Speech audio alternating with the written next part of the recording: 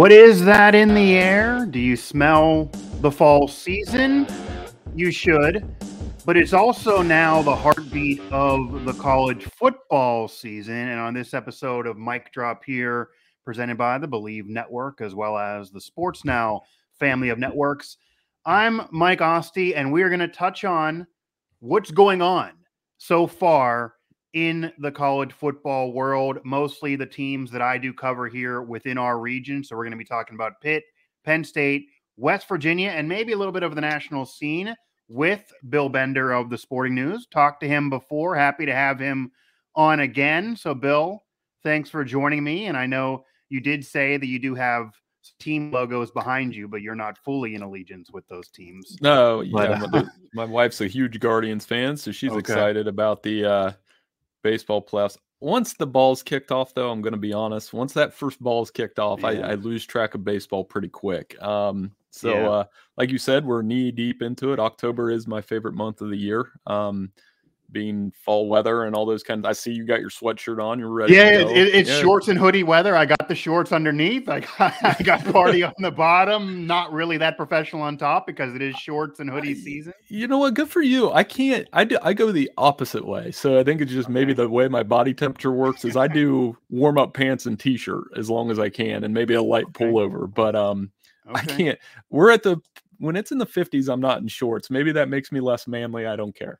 I don't know. I wasn't going to do it as a man card type of thing, but I enjoy the shorts and hoodie. I'm going to drag it out as long as I can. Maybe I'll throw a vest on at some point here coming up, but especially with so much working from home, why not do this? But yeah, you have October, which means you have the fall weather. You have Halloween coming up, one of my favorite holidays. And of course, now we have enough information to really be able to legitimately discuss these teams in this college football season. People talk about what's going on in college football all year long. And of course, there are preseason polls. People try to evaluate teams after one game.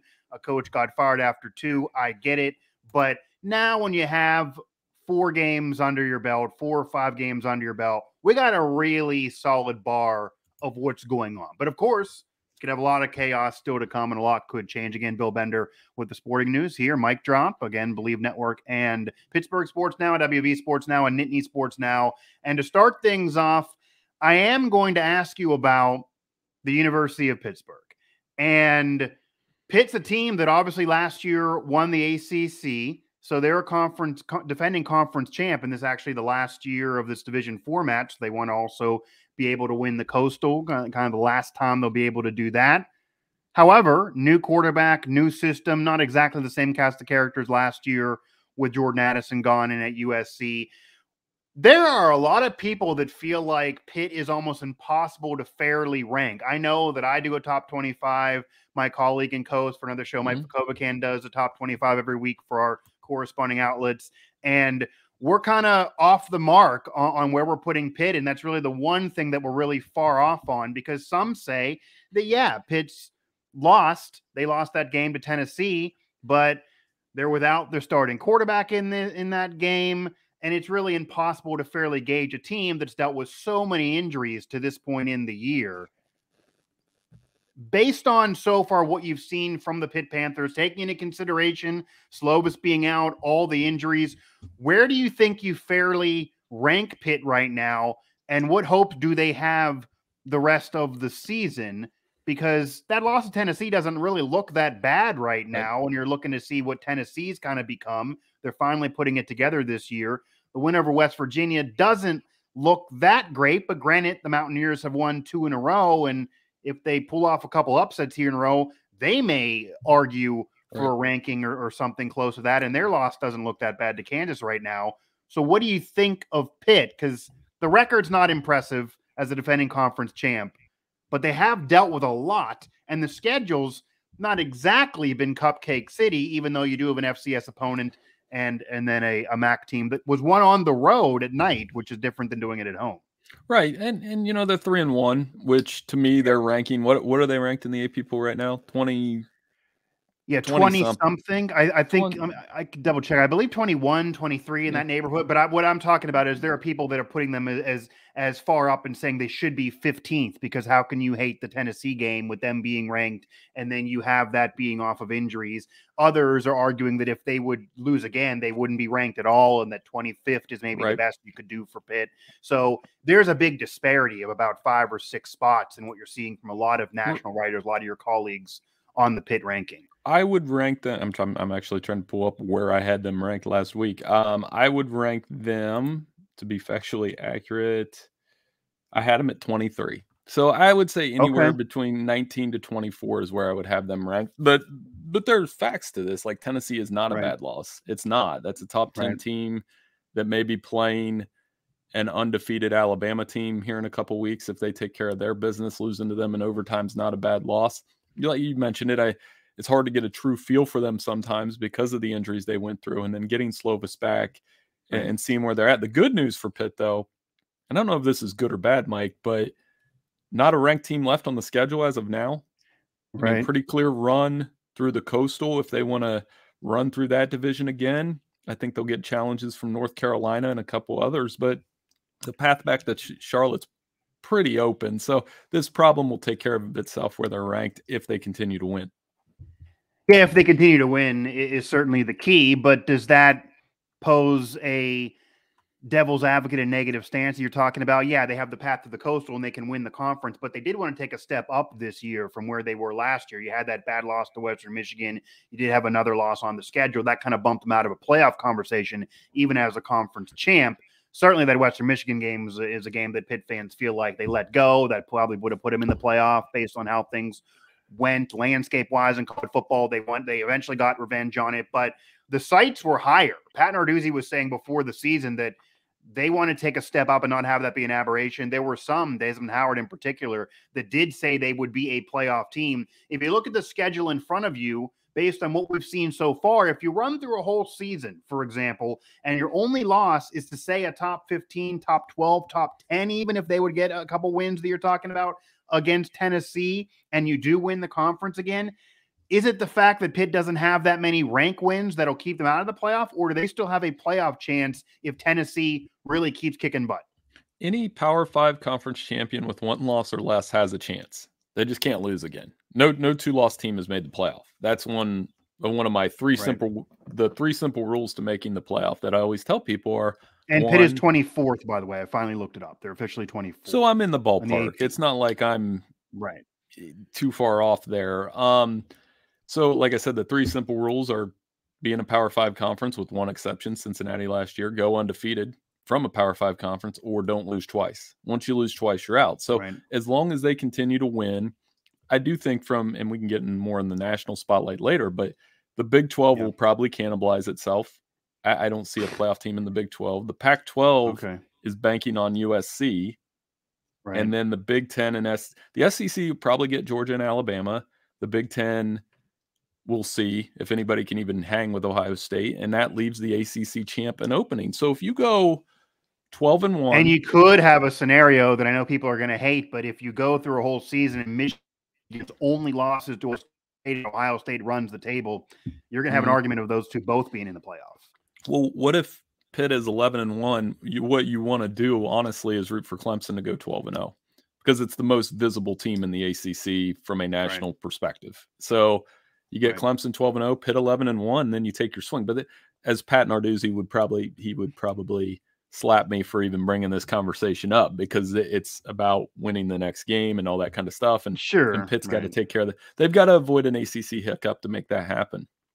Yeah, and that has happened in past years, of course. Even did happen last year, despite that loss to Western Michigan really being the issue. I think maybe what Pitt fans would argue and be annoyed with is strength of schedule does really, really matter. If you look at the AP right now, Pitt being 24th, and you have Florida State ranked right above them. You have Wake Forest right above them at 23 and 22 off that AP. So you're seeing teams in their conference that are ranked right above them, and Pitt had their quarterback go down and played a team that's vying for the top 15, whereas Florida State's running through a schedule that I'm sure many are going to say has not been as tough so far, maybe even the same for Wake. So that'll be the annoyance for Pitt fans. They did play a tough schedule certainly the first two games. You have an arch rival who's 70 miles away from you, even though WVU is not ranked right now, that we'll get to. And then Tennessee getting revenge from a year ago. This one was home, but still, those were two games they're risking. They lost one, and the voters basically penalized them with a quarterback down in comparison to a team that ran through an easier schedule. So that's always going to be the conversation every year, is you want to win games, but there's always going to be a team that maybe wins more with an easier schedule. And then is it a detriment to schedule games that are fun, that are rivals, that are tough, that you could lose occasionally?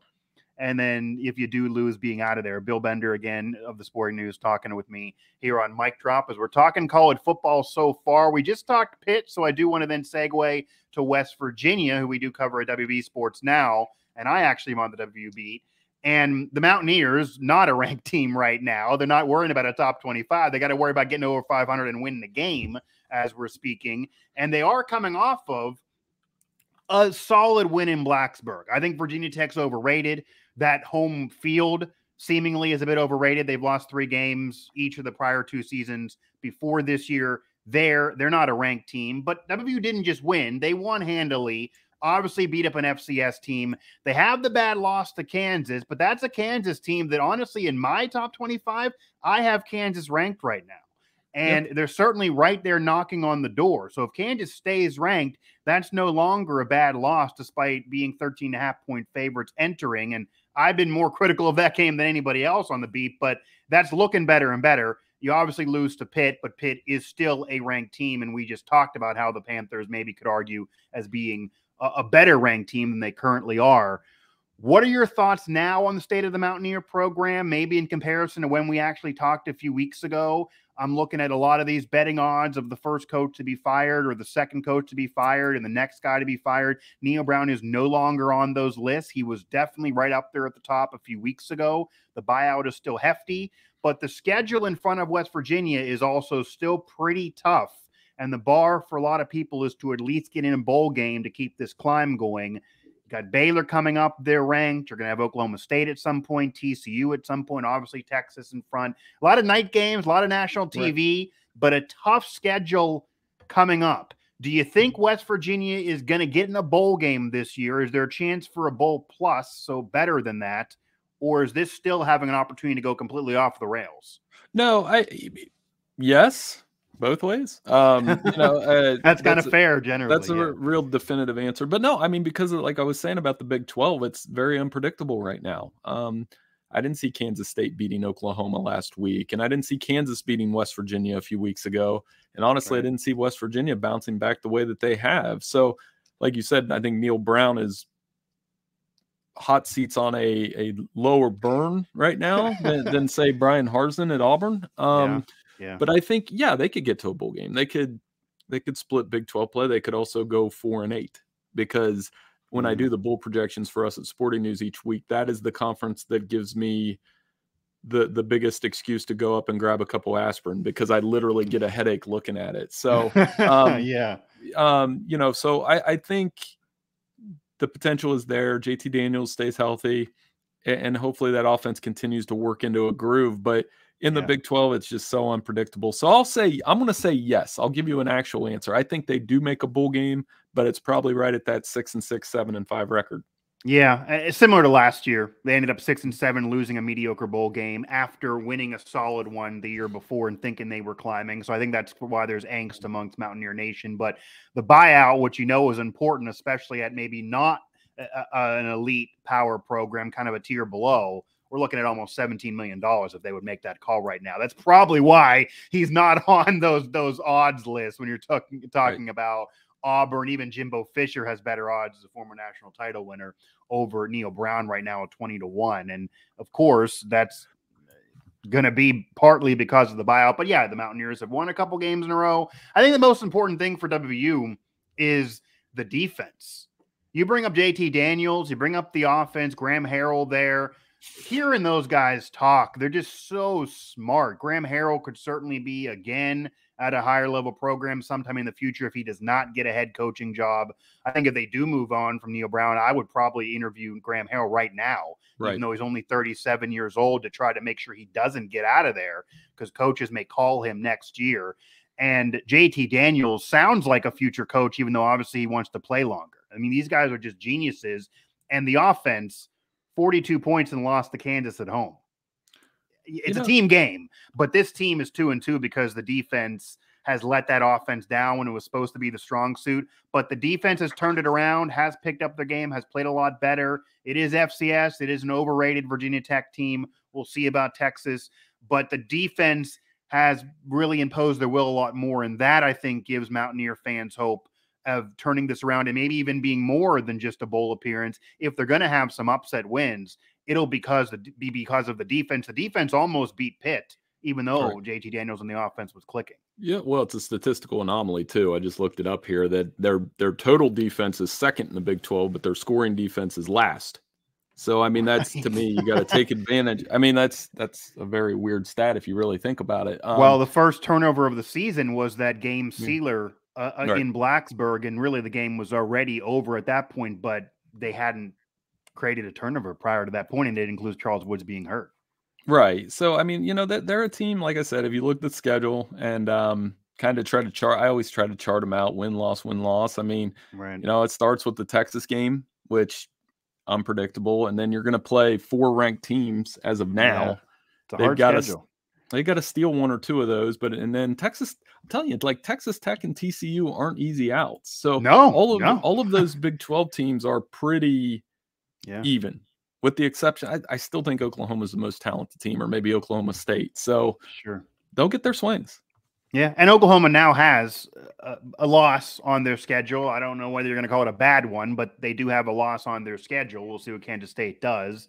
Oklahoma State feels like the darling of the conference right now, but yeah, they may just implode themselves as well. That's kind of Oklahoma State's thing to do at the end of the year, and it's going to just be a tough road. I mean, I don't think it'd be shocking for anybody if West Virginia would lose all of these games that we're talking about.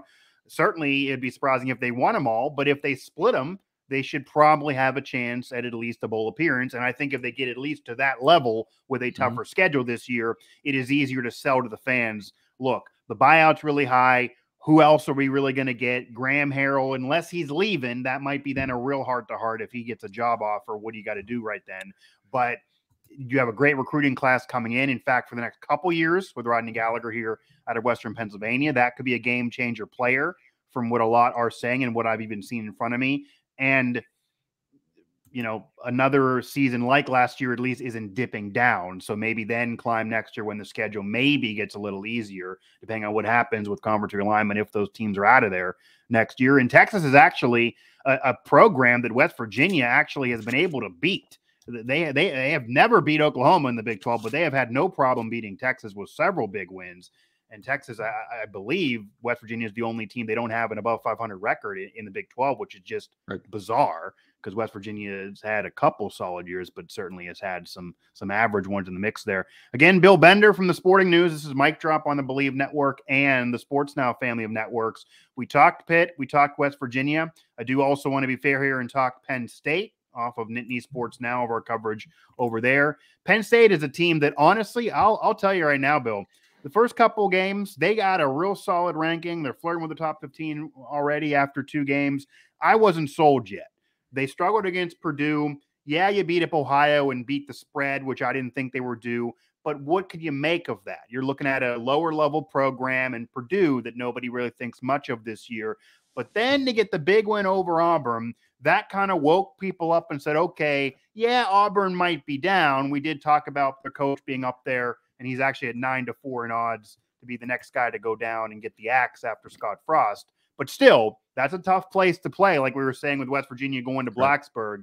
And they got to win. They got to win convincingly. We then see them able to kind of also get through maybe some muddy waters against the team maybe they should have really handled in Central Michigan. They eventually did get the big victory. And now you're looking at a Penn State team that legitimately is looking at maybe a top 10 situation. Yeah, you have Ohio State. Yeah, you have Michigan right up there in the top 5.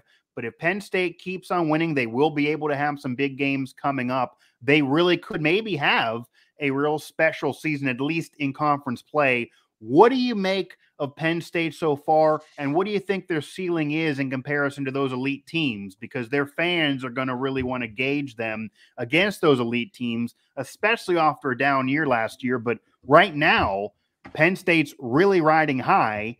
And despite some issues at QB and some controversy of who people want to start there, you can't be mad at the record, at least as we stand. Right. It reminds me of Georgia last year, where everybody wanted to replace Stetson Bennett, and he kept winning. I mean, right now, Sean Clifford's winning. I mean, you can say what you want about him. Came in the Purdue game, made the plays, took just a ridiculous hit in that Auburn game and got up, first of all. And then I think what's going for them is the running game. You know, Nick Singleton, that freshman running back, they haven't overused him. Yeah. So when he gets into the Michigan game here in a couple weeks, they're probably going to feed him, or at least they should. It'll give them the best chance to win there. The defensive secondary is not bad. I mean, they've got some NFL players back there. So you said it. I mean, we're going to find out all we need to know about Penn State when they go to Michigan. Right. I believe James Franklin's won there one time. And Michigan and Penn State kind of trade that label of, here's the team that's going to challenge Ohio State this year. So that game will decide that, honestly. The winner, you know, Ohio State has to come to them. Ohio State, I don't think, is getting beat in the Big Ten. I'm just going to be perfectly honest with you. Saw them last week. They're so fast on offense. They're so they fast. Look ridiculous. And, yeah, they got to get some tests, too. Their schedule, you're looking at Notre Dame as the best win. And obviously, they've been exposed this year. So you're going to have the people that are going to say that, yeah, Ohio State does this every year, but we got to see it against quality teams. But they'll show you. It's going to happen soon. They're fast. And so for Penn State, their season will be a referendum on how they do in those two games. And I don't think Drew Allar, the talented 5-star freshman, is going to play much out. I think they're going to ride with Clifford. It's kind of how I feel about Clemson. They're going to ride with DJ. And you want to see, I get that that's our mentality as sports writers and fans, is you want to see that 5-star freshman. But I just think this is Sean Clifford's show, and especially in those big games at Michigan and then at home against the Buckeyes when they come into town. It's hard to bench the veteran who's winning. So, I mean, that's really the conversation that you're having. And imagine the scenario if you do bench Sean Clifford and then you do lose a game, especially if it's not to Michigan or Ohio State.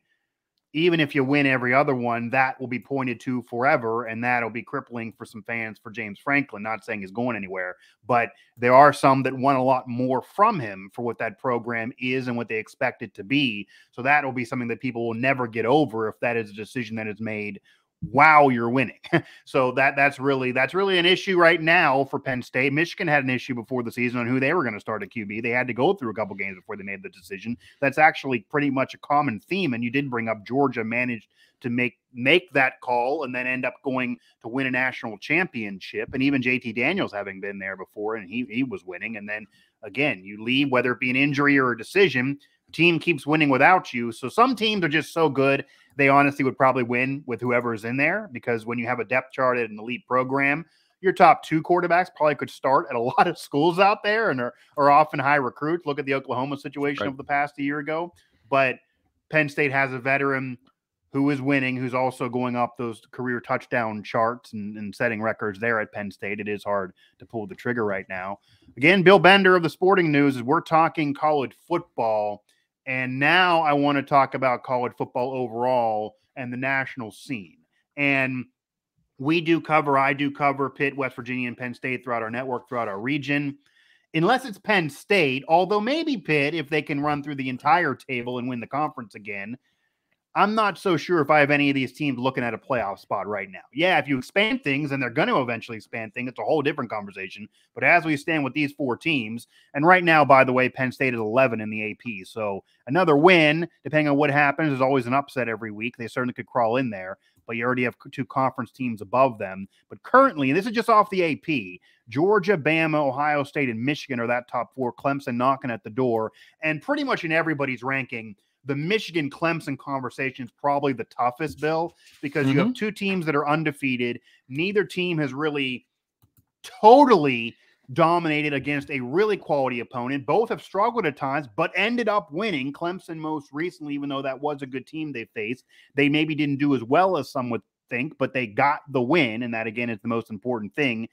the Michigan issue for some, I guess, would be that Ohio State's already there from the Big Ten. And if you have Georgia and Bama both winning out, and then whoever loses the conference title game, you're going to only have one loss to the other. So you're going to probably put them both in again. And then people are not going to want to have, especially with conference realignment the way it is in the future, basically being everybody in the SEC and Big Ten. Can you imagine a scenario where you have the top 4 this year's playoff after the whole offseason of drama, 2 SEC and 2 Big Ten?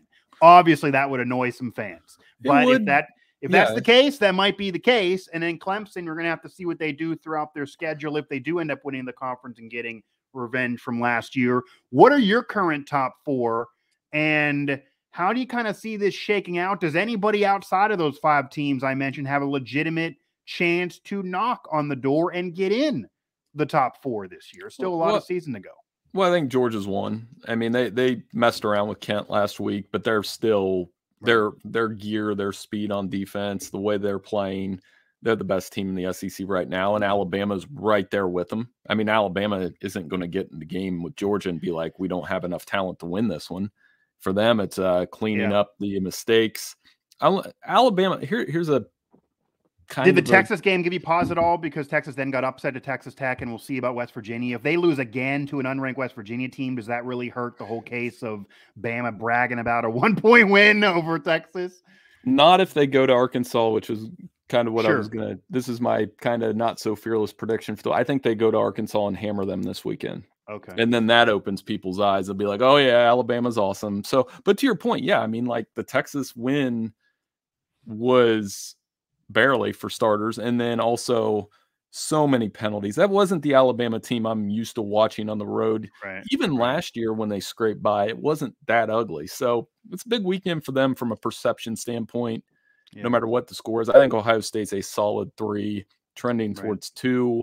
We talked about their offense, and then 4 would be, I mean, you talked about Michigan, Clemson. That's kind of the argument. And then USC I would rope in there. And the question becomes, which one of those 3 has the easiest path to the playoff? It's probably Clemson if they beat NC State, depending on when they play this weekend with Hurricane Ian, which you want them to do that safely, obviously. And then Michigan, what can they survive? First of all, Iowa this weekend. They play terrible when they go to Iowa. Keep an eye on that one. So I would put Clemson there for now, but it's not like a lock, like I'm all over it. I think there's plenty of other teams that get in the mix there. Sure. Does Michigan, and this is a conversation that will be had if Michigan takes care of business, and then you eventually see that rivalry game takes place, and it seemingly is always a situation like this every year for at least 2 teams.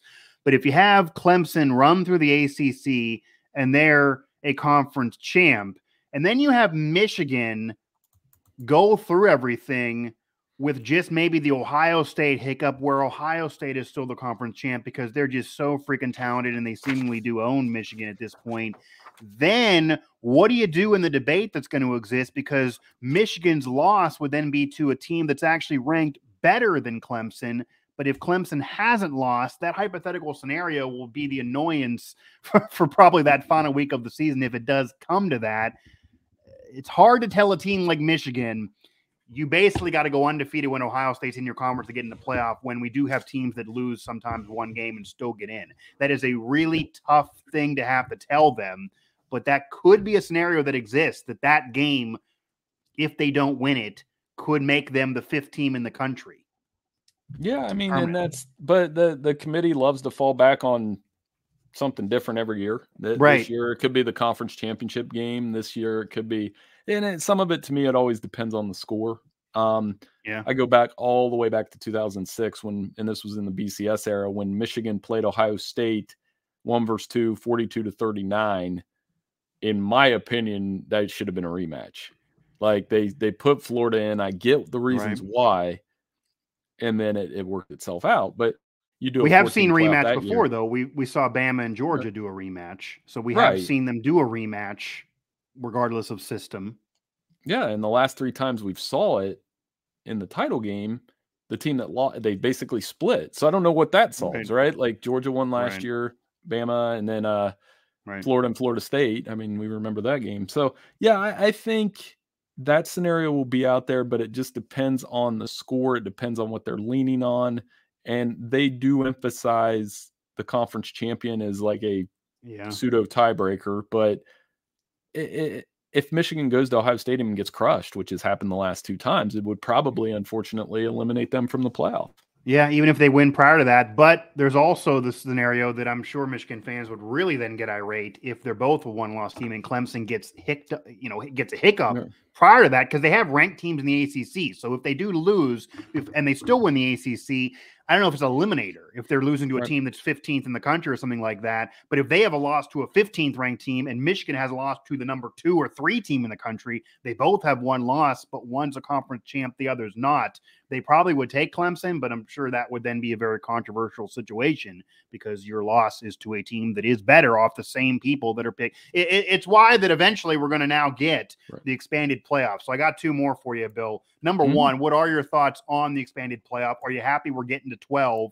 Because I will tell you to lead in, I thought it might have made more sense to go to 8 first. You'd have all these conference champs. You'd have room for a couple wild cards, which could be Georgia and Michigan seemingly every year if they're always runners up. And then maybe if a Cincinnati or a UCF does an undefeated situation as a group of 5 or whatever it's going to be, then maybe you throw them in. If there's not an undefeated group of 5, then maybe you throw in another team who's a power 5. You have wild card opportunities like every pro sport does, and you're basically a pro sport. Going to 12, to me, waters it down a little bit in the regular season because you're very likely potentially going to have the number 3 ranked team in a conference that's not even playing in a conference championship game when we get rid of divisions that will make potentially a playoff. And that seems like maybe a 3 or 4 loss team who's not even in a conference title game, especially if they're a power 5, shouldn't be still in the mix. But when you get to 12, very likely could be. Yeah, it's the way I phrase it is it's going to change the way we watch the game, whether you like it or not. It's going to feel more like the NFL. I use this example with Steelers and Browns fans from a couple years ago. I remember when this playoff expansion talk started, I said, okay, so under this, the way you watch the NFL is nobody in Cleveland remembers going to Pittsburgh and getting destroyed. They remember coming back and beating them in the playoff. Right. And that's how it's going to change. The NFL watching experience to me, and full disclosure, I'm a Packers fan. Like, it allows you to throw away a game like the Vikings game in week 1. Right. You're like, oh, who cares? 100%. We'll see them later. 100%. Is college football isn't designed like that, right? And I used, so like Pitt and West Virginia from week 1 and all the emotion that they had and hadn't seen you in a decade and all that kind of stuff. And it was like a championship game. Really? Right. And in this 12-team format, it's going to be, well, if both teams are really good, we may see you again. Like, and that does change the watching experience. I think I'm with you. I think they skipped a step in some ways. 8 would have been the right number. It's very inclusive, this new playoff. I'm surprised at how inclusive it is because you're getting, you're pulling, we had all this realignment where really, to me, there's 3 conferences that have the most power. It's the Pac-10, Big Ten, and then the ACC and everybody else. And yet we're going to put in all these conference champions. So it kind of shortchanges.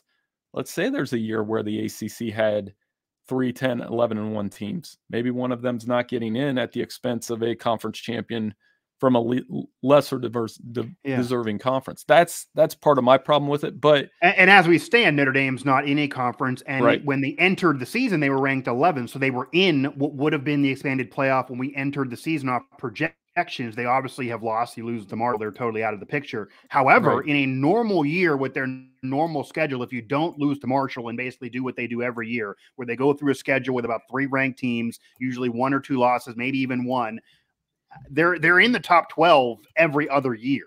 So they're going to have to be put in. And then what do you do with seeding? Is that fair to them to make them be a 12 seed if they only have 1 loss to a number 3 team in the country, or if they're undefeated and now they're a 6 seed at best because they're not in a conference? Are you trying to force them in a conference? Is that the whole goal here? Maybe that's a whole mix there that's going to be hurting probably the group of 5 team, because if Notre Dame has to get in as a quote unquote wild card, it's going to be hard to get Notre Dame, group of 5, and all these conference runners up also in. So maybe that was the thinking to go to 12, because if you had 8, you're still probably leaving one of them out. But as you mentioned, it's very inclusive to have that fix which isn't really always what college football is wanted to be. They kind of just wanted to take the money, and they didn't care about the 5th or 6th ranked team in the country. But now they do. Right. And that's, this is, I use the analogy from Fargo on a couple podcasts where I said, there was that scene from the TV show where Billy Bob Thornton asked Lester, is this what you want? Right. And then you didn't realize what the consequences would be. And this is what people wanted. They wanted more teams in the playoff. Okay, you're getting it, but you are getting a league. You're getting a sport that to me will, and I'm not one of those guys that says college football is so much better than the NFL. I love both. I love watching college football. It's possible. You can watch both and you both. are allowed to like both. You can. I do think they're pushing college football to resemble the NFL, which is the most successful pro sports league in this country right now. Yeah. And it's not close. Like the gap between the NFL and everything else is enormous. Right. And I'm sure the conversation was, do we really want to do this? Oh, there's all this money that can be made. We're going to do it. So obviously there's money that can be made there. And I don't know if they're ever going to expand beyond 12, because then you're probably looking at 4 lost teams and just get really ridiculous. And then you have the whole top 25 getting in at some point. So why are you even doing the rankings? But the money will always be there. If they went to 64, for crying out loud, I'm sure they make tons of money, and they just would never stop. They want it to be a year-round thing. They want to bleed as far as they can into getting to the NFL draft season and where the Super Bowl is. They want to have that conversation be as long as it can to when people are really transitioning to the NFL and usually done with college football. You have these traditional bowl games. It will certainly water down a lot of the other bowl games, maybe even those New Year's 6 games, if there's ever a year where they're not part of the playoff. And when you get to 12, I guess they all would be. But that would really then water down whoever's playing as the 17th ranked team in what they're trying to tell you is a big deal bowl game. They just missed out in the playoff with probably at least 3 losses. So how will that feel? Bill Bender of the Sporting News here, joining me on Mic Drop. Last thing I do want to ask you here, because there have been some changes to the top 25 to this point based on what we saw preseason wise, and certainly after weeks 1 or 2. We're now a quarter of the way through the season as we're talking right now, but things always can change. We talked about a lot of the teams that are at the top of the rankings and even some teams there at the back end. But is there a team that is number 1 really surprised you that is going to be ranked, you think will stay ranked, that actually can have a real legitimate season, that was not amongst the preseason top 25 or at least expected to do anything? And then is there another team that really has disappointed? They were right up there in the beginning of the season, and now they're out, and there's really not a path for them to get into even a solid season, let alone talking about playoff or conference championship or New Year's Six, etc. Right. Well, they played last weekend. Minnesota destroyed Michigan State. That's not a game that I anticipated seeing. The way that PJ Fleck has a team that's probably going to play in the Big Ten championship game. Right. If you look at their schedule, they only have to, they do play Penn State. That's going to be a huge game here in a few weeks. Michigan State, a team that played Pitt in the bowl game last year, obviously. There was a little bit of back and forth with Pat and, winning the Big Ten, that kind of thing in the offseason. But right. For them to go to Washington and Kenneth Walker and Kenny Pickett situation. Yeah. And for Washington for them to go to Washington, lay an egg, and then come back and just get destroyed by Minnesota. And this week, they're actually a 7.5-point underdog against Maryland. That's not something. Michigan State was a top 10 team to start the season. So Mel Tucker's gonna, I don't think hot seat or anything like that, but definitely not something I expected. And then I think ACC wise, I would throw in, a team that's a little bit better than I think NC State.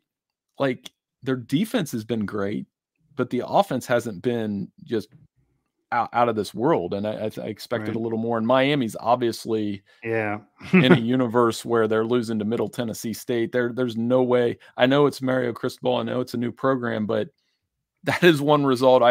Anybody said, Middle Tennessee is going to beat them by 3 scores, I'd have said, no.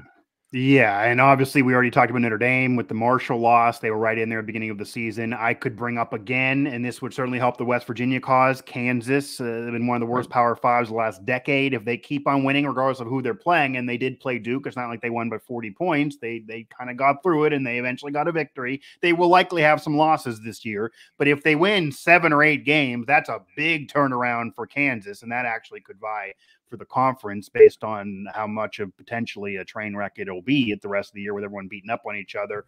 Miami, every year somebody says Miami's a sexy pick. Oh man, they could vie for the ACC. They're going to be back. They're getting close.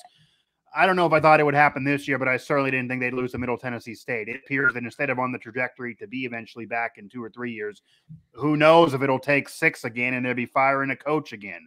I mean, that's just really, really bad.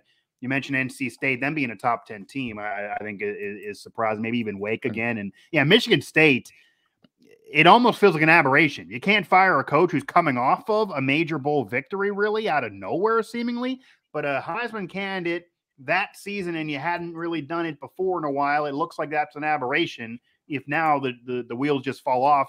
You mentioned Maryland. I think Maryland could be thrown in there as maybe a surprise team on the positive side. They're winning games, even though these have been close games, and maybe they should have beat Michigan to kind of fix the whole debate that we talked about. With them, the thing that surprised me, people wanted to make that all about Michigan, and they're not. They're human and they're overrated. Right. To me, it wasn't about that at all. It was Maryland actually looked like they had some guys on the perimeter that could guard Michigan. It's another season with the same team. People thought they were going to be good last year. They kind of fell off at the end, but now it's another year with Tua and company. They're not bad, and they got some receivers that can play. So that Michigan State Maryland game will have my attention this weekend, and not for like the playoff, but just to gauge that. I mean, keep in mind, Mike, Michigan State paid Mel Tucker a lot of money last year. Off 1 year. So that will be interesting to see what the fallout is if they lose that game.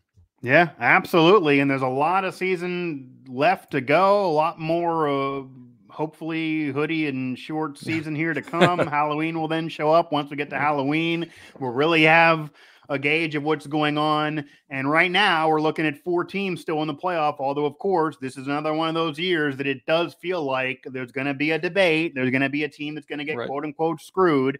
And maybe that's actually a negative that I don't know if they really thought of, that as much as it's more fair to have more than 4, and I think you had to at least get to 8, I will close it by saying that you're not going to have legitimate debates with the 14th ranked team versus the 12. Yeah, they might argue and say we should have been there, but you're looking at 3, maybe 4, certainly at least 2 losses by that point. What are we doing in terms of debating? It won't be the same fire or legitimacy of arguing 5 versus 4 or 6 versus 4. Like if USC is undefeated and they're not in because, say, Michigan beats Ohio State and Clemson's also undefeated, then USC could legitimately have an argument if they're not in as the 6th ranked team. That wouldn't exist later. And all those debates of teams either undefeated or with 1 loss, conference champ, not conference champ, strength of schedule between 4, 5, 6, 7, that's actually good for the sport. That's how they do actually get any conversation that's not the NFL in December or January. If that goes away, does your social media engagement diminish, decrease? And maybe that's in terms of casual fans. Are they caring as much, etc.? You won't have a conference champ who gets screwed like in past years. My wife's a Penn State alum. She's still bringing up, I don't care about winning the conference. We won the conference before and didn't get in. That won't happen when you get to 12. So and to me, I always enjoy taking digs at the polls don't matter crowd, because to me, that's one of the unique things about college football. I always say there's no substitute for playing number 1. When you go in and beat number 1, if Arkansas does it, they're going to storm the field because they beat number 1. Right, even if they they're a good team, right? Even if they're not number 1, you can still hold it up. And I think this is the only sport where you can do that. And I think preseason polls, that's a separate debate. But to me, I like having them stacked up. I like the debate. I mean, that's part of the reason this sport works. And it's part of the reason you and I are able to talk about all of these schools that, may or may not make the playoff. Now, in a 12-team format, I think you and I's conversations and how we break this down are obviously going to change very much. 100%. I mean, Pitt and Penn State are in a much better situation. Penn State probably could handle 1 or 2 losses and still get in. Yeah, it's a whole different world if that's the case. And then you also have a situation, really, Bill, that I don't know if this is thought of either. You get into a conference title game that is supposed to be for everything everyone cares about, and they still may want it for bragging rights. But if you're Georgia and Bama, you're in the playoff. Even if you lose the conference championship game, are you then sitting out? Is your Heisman candidate sitting out that game? Because I'm already in. I'm looking at draft money. How am I risking myself to be a 1 seed versus a 2 seed if you're guaranteeing me I'm at least a 2 seed because I'm in the SEC and I'm Georgia or Bama? They obviously don't want that. That's where the conferences would get really mad. But Bryce Young, you could say, well, we're a 2 seed. We're going to beat anybody we have in front of us. We could probably win without me. What am I doing playing if I got draft money in front of me? That is a thing that could happen. The conference championship games rule in college football is also going to change, just like it does for college basketball. This isn't a perfect comparison, but when Duke I always go to Duke, sorry. But when I go Duke in a college basketball tournament and they're number 1 in the country and they lose in the second round of the ACC tournament to Virginia, maybe it means they lose a seeding line. Right. Maybe. But now what does that mean in the conference? I think the rule of the conference championship games is going to change slightly because of the scenario you just painted. Yeah. And if it does, though, that could also change on how, and these schedules are done years in advance, but the whole thing like Pitt did, I'll schedule the brawl. Then I got Tennessee, West Virginia, 3 straight years on the road against non-conference rivals, Maryland, Pitt, and then next year it's going to be at Penn State. They're going to play Penn State and Pitt both next year. Pitt will be at home. This year they played Pitt and Virginia Tech. These out-of-conference natural rivals that are really, really cool to play.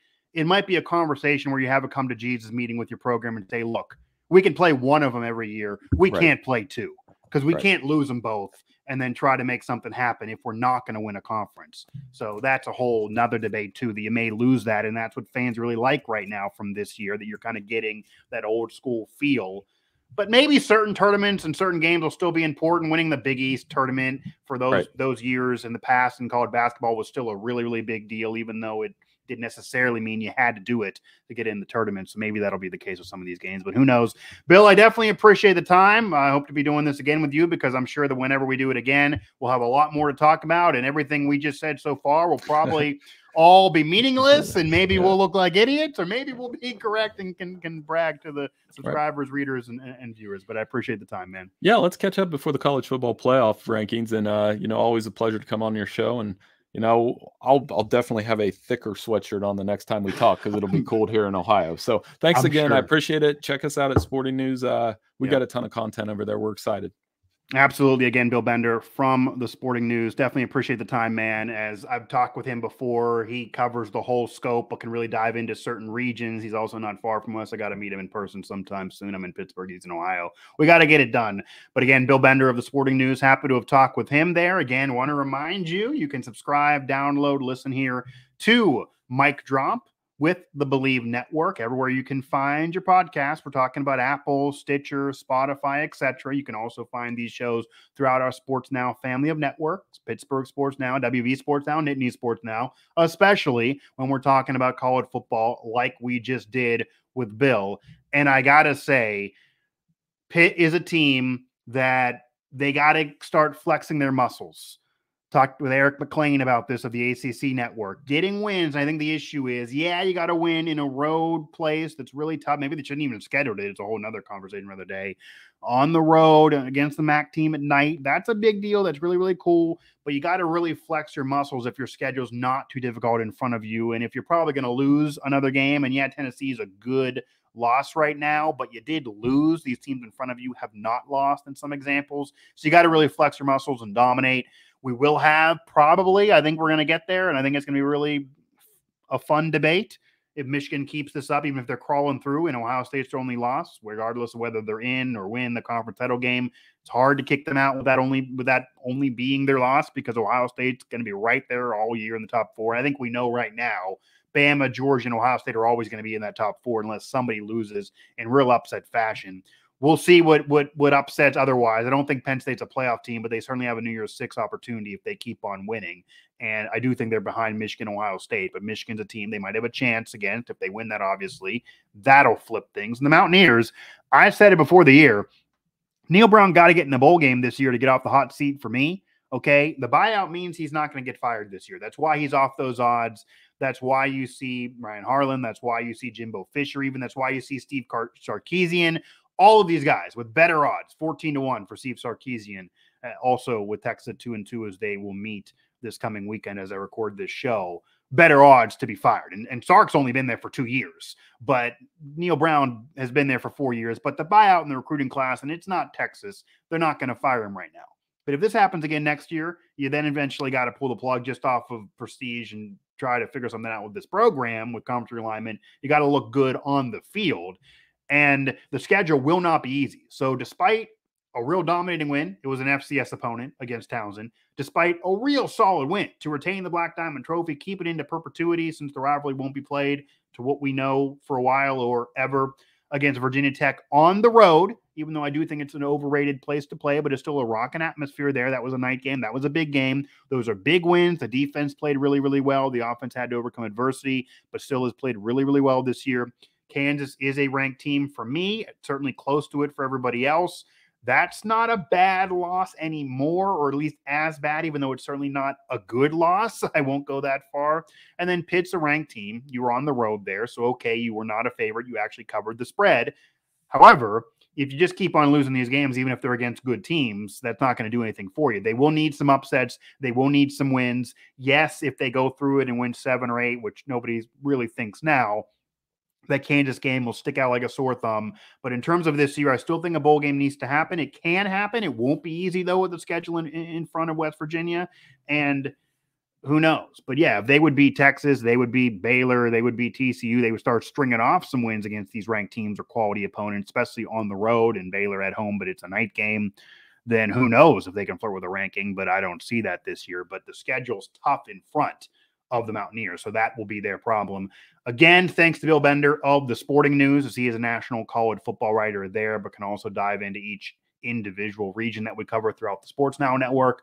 I'm Mike Asti, and we just dropped the mic. Bill and I both just dropped the mic on college football so far, especially what we cover throughout our region. So Pittsburgh Sports Now, WVU Sports Now, and Nittany Sports Now for all that regional coverage.